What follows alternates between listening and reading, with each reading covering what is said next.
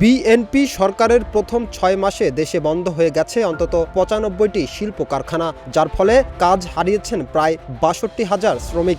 অর্থনীতির এমন নাজুক পরিস্থিতিতে উদ্বেগ প্রকাশ করেছে বেসরকারি গবেষণা সংস্থা centre for policy dialogue CPD. সোমবার সকালে নিজস্ব কার্যালয়ে নতুন সরকারের প্রথম ৬ মাসের অর্থনৈতিক পর্যালোচনায় এমন দাবি করেন সংগঠনটির সম্মানীয় ফেলো ডক্টর দেবপ্রিয় ভট্টাচার্য।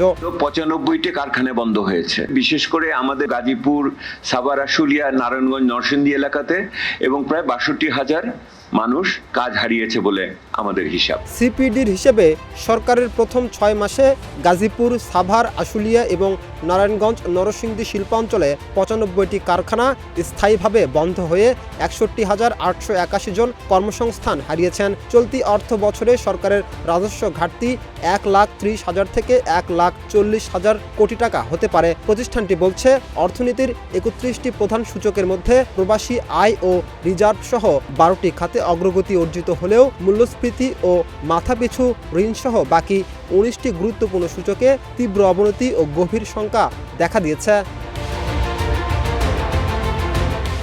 সরকারের প্রথম ৬ মাসে অর্থনীতিতে কিছু ইতিবাচক পরিবর্তন এলেও সামগ্রিকভাবে নেতিবাচক প্রবণতাই বেশি। এর মধ্যে রাজনৈতিকভাবে সংশ্লিষ্ট ব্যক্তিদের উচ্চ পদে নিয়োগের বিষয়টি উদ্বেগজনক বলে মনে করছে সিপিডি। মেধার ভিত্তিতে নিয়োগ দেওয়ার সরকারি প্রতিশ্রুতিও ব্যত্যয় হয়েছে বলে মনে করেন ডক্টর দেবপ্রিয়।